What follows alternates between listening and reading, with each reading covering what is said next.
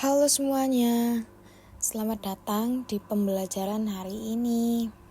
Kali ini kita akan ngobrolin soal perkembangan pemikiran makroekonomi 2. Topiknya seru banget karena kita bakal bahas 3 pendekatan penting, yaitu klasik baru, segi penawaran, dan Keynesian baru. Nah, kenapa ini penting? Karena tiap pendekatan ini muncul sebagai jawaban atas tantangan ekonomi yang berbeda di zamannya. Jadi, kita bisa lihat bagaimana pemikiran ekonomi itu berevolusi sesuai konteksnya. Oke, yuk kita mulai dari yang pertama. Pertama, kita bahas klasik baru. Aliran ini muncul di sekitar tahun 1970-an. Jadi cukup modern dibanding klasik yang awal. Tapi mereka tetap memegang teguh prinsip lama bahwa pasar itu efisien dan bisa menyeimbangkan dirinya sendiri. Artinya gini, kalau ekonomi lagi lesu, misalnya pengangguran tinggi, mereka percaya pasar akan memperbaiki itu sendiri tanpa perlu banyak intervensi dari pemerintah. Nah, faktor yang dianggap penting dalam menentukan kegiatan ekonomi oleh kelompok ini adalah faktor nyata kayak seberapa banyak modal yang tersedia, jumlah tenaga kerja yang digunakan, dan teknologi yang dipakai dalam produksi. Dan harga beras di Pasar Johar Baru, Jakarta Pusat mengalami kenaikan Rp1.500 per liternya. Ya, pemirsa, harga beras di sejumlah pasar di ibu kota Jakarta terus mengalami kenaikan sejak beberapa hari yang lalu. Dan berdasarkan pantauan kami di Pasar Johar Baru, Jakarta Pusat saat ini tempat kami melaporkan, yakni untuk harga beras sendiri ini ada kenaikan yang cukup signifikan, bahkan mencapai Rp1.500 untuk per 1 liternya. Selamat siang, Bang. Selamat siang. Bang, sekarang kan harga beras katanya naik ya. Dan mungkin bisa dijelaskan, Bang, kenaikan ini berapa, Bang? Untuk kenaikan ini paling murah sekarang udah dikenakan Rp10.500 dari harga sebelumnya Rp9.000 per liter. Jadi saat ini ada kenaikan 1.500 ya, Bang? Betul. Mungkin untuk penyebabnya yang Abang tahu apa nih, Bang? Penyebab terjadinya kenaikan beras ini karena disebabkan kemarau panjang. Ditambah lagi gagal panen dari pihak para petani. Yang poin kedua itu adalah beras ekspor dari India itu sudah tidak ada. Ya, pemirsa, memang untuk penyebab dari kenaikan harga beras di sejumlah pasar di ibu kota ataupun di tempat kami melaporkan saat ini, yakni penyebabnya adalah diduga dikarenakan musim kemarau yang menyebabkan para petani ini gagal panen. Dan untuk di Pasar Johar Baru saat ini tempat kami melaporkan, untuk harga berasnya memang ada 3 kategori, yakni untuk harga terendah ataupun kategori di bawah, yakni saat ini dibanderol dengan harga Rp10.500 untuk per 1 liternya, yang padahal sebelumnya dibanderol dengan harga Rp9.000 untuk per 1 liternya. Kemudian untuk beras dengan kualitas medium saat ini dibanderol dengan harga Rp11.500 untuk per 1 liternya. Padahal sebelumnya dibanderol dengan harga Rp10.000 untuk per 1 liternya. Sementara itu untuk harga beras dengan kualitas premium ataupun kualitas tinggi, untuk kenaikannya tidak begitu tinggi ataupun tidak begitu signifikan, yakni kenaikannya hanya sekitar Rp500 saja, yakni pada saat ini dibanderol dengan harga Rp12.000 untuk per 1 liternya, yang sebelumnya dibanderol dengan harga Rp11.500 untuk per 1 liternya. Dan pemirsa, memang para pedagang dan juga pembeli di sini berharap nantinya agar pemerintah memantau kembali harga beras di pasaran dan juga bisa menstabilkan harga kembali agar tidak terlalu tinggi seperti saat ini. Dari Jakarta, Faizal Rinaldi, Anugrah Surya iNews melaporkan. Intinya, selama sumber daya dimanfaatkan dengan efisien, ekonomi akan berjalan optimal. Sekarang kita masuk ke konsep ekspektasi adaptif. Ini diperkenalkan oleh Milton Friedman, tokoh penting dalam pemikiran ekonomi modern. Ekspektasi adaptif artinya orang cenderung bikin prediksi atau harapan berdasarkan kejadian masa lalu. Misalnya nih, Kalau tahun lalu harga-harga naik, orang akan mengira harga tahun ini juga bakalan naik.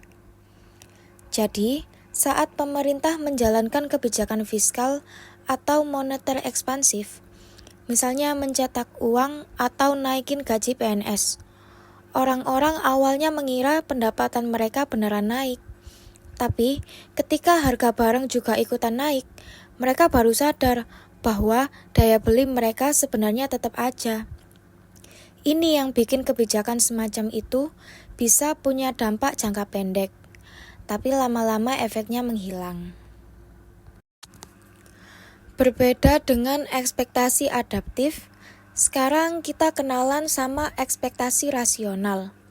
Menurut pendekatan ini, orang nggak cuma ngelihat masa lalu, tapi juga aktif mencari dan menganalisis informasi untuk membentuk harapan masa depan. Ekspektasi rasional punya 3 poin penting. 1. Orang mengumpulkan informasi sebanyak mungkin. 2. Mereka berpikir logis dan analitis. 3. Mereka tahu bahwa kebijakan pemerintah bisa punya dampak, jadi mereka nggak gampang tertipu. Contohnya, kalau pemerintah ngumumin mau naikin suku bunga buat mengendalikan inflasi, pelaku pasar langsung bertindak. Investor bisa aja mundur, konsumen jadi lebih hemat, karena mereka mengetahui apa yang akan terjadi. Itulah kenapa dalam teori ini, kebijakan yang sifatnya kejutan seringkali kurang efektif, karena orang sudah siap duluan. Nah, menariknya, efek kebijakan juga tergantung apakah perubahan permintaan itu diantisipasi atau enggak. Kalau diantisipasi, misalnya lewat pengumuman resmi, pelaku ekonomi udah siap, jadi dampaknya kecil. Tapi kalau mendadak, bisa menimbulkan syok jangka pendek. Kenaikan harga bumbu dapur seperti bawang merah dan cabai ini terjadi sejak beberapa hari terakhir.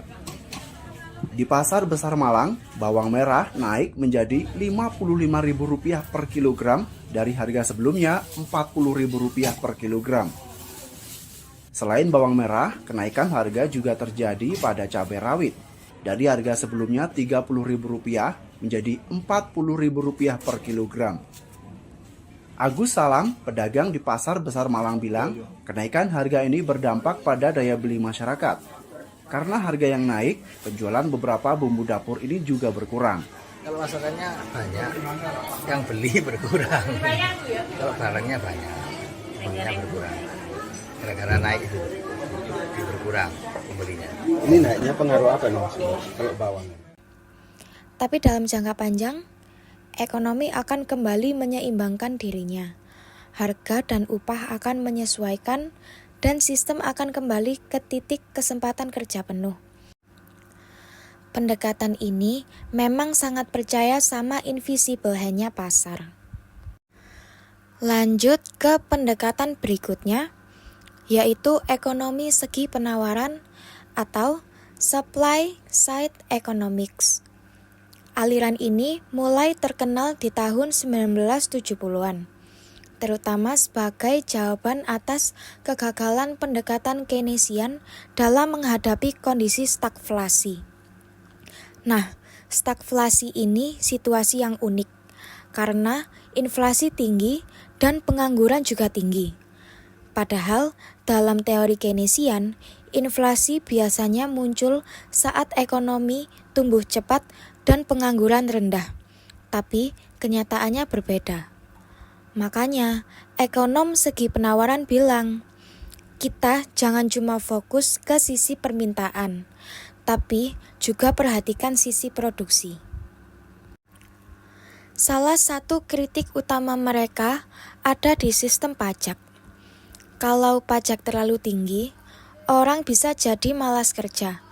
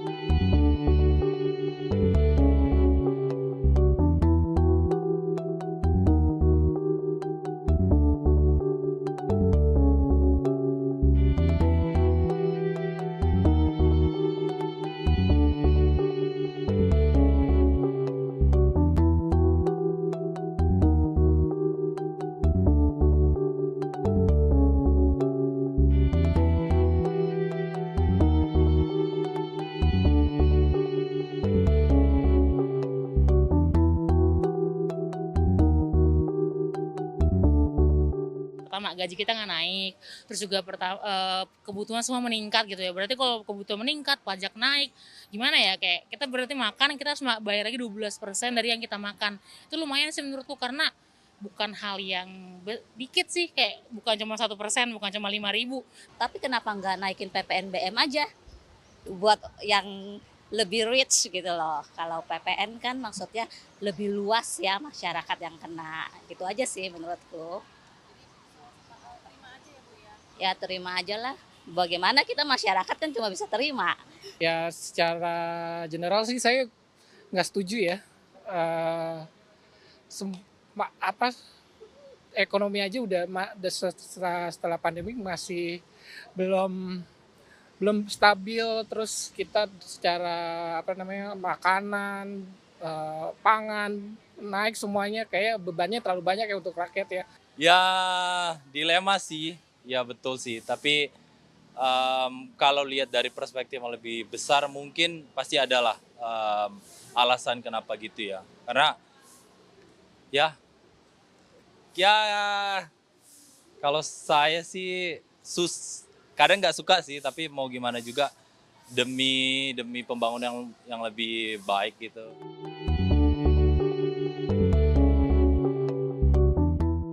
Atau perusahaan enggan melakukan ekspansi.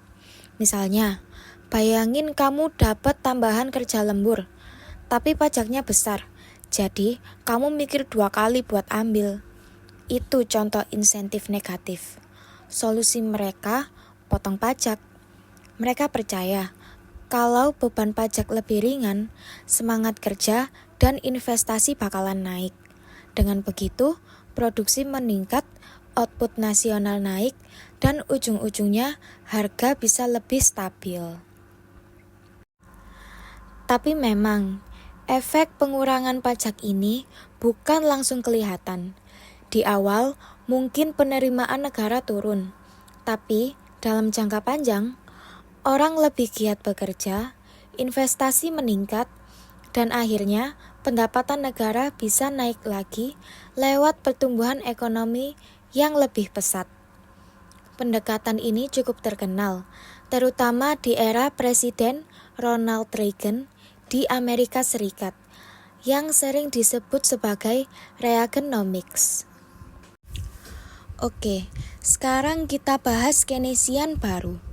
Mereka ini bisa dibilang versi upgrade dari pemikiran Keynes klasik. Mereka masih percaya bahwa pasar terkadang gagal. Contohnya, pengangguran bisa tetap tinggi dalam waktu lama kalau dibiarkan. Maka, pemerintah perlu turun tangan melalui kebijakan fiskal, seperti belanja negara, dan kebijakan moneter, seperti pengaturan suku bunga untuk mendorong permintaan agregat. Keynesian baru juga menyoroti bahwa upah dan harga nggak langsung menyesuaikan diri. Ada yang namanya stickiness, yaitu kekakuan harga dan upah. Inilah yang membuat intervensi pemerintah menjadi penting. Kalau dibandingkan, klasik baru cenderung laissez-faire, alias biarkan pasar bekerja. Mereka percaya penyesuaian akan terjadi secara alami dan nggak perlu panik kalau ada krisis jangka pendek. Sementara, Keynesian baru percaya, kalau dibiarkan terus-menerus, bisa-bisa ekonomi makin terpuruk. Mereka lebih proaktif dan menekankan bahwa waktu itu adalah faktor yang penting. Jangan menunggu pasar menyesuaikan sendiri kalau bisa dibantu sekarang. Nah, dari semua pembahasan tadi, kita bisa simpulkan, klasik baru percaya pada efisiensi pasar dan ekspektasi rasional. Segi penawaran menekankan insentif produksi, terutama lewat pajak. Keynesian baru fokus pada peran pemerintah untuk menjaga stabilitas dan mengatasi pengangguran. Ketiganya punya kelebihan dan kekurangan, nggak ada yang selalu benar atau salah. Kuncinya adalah sesuaikan dengan konteks zaman dan kondisi ekonomi yang dihadapi. Terima kasih udah nyimak sampai akhir. Semoga pembahasan ini bikin kamu lebih paham gimana ekonomi itu nggak cuma soal angka, tapi juga soal cara pandang. Jangan lupa like, komen, dan subscribe. Sampai jumpa di video pembelajaran berikutnya.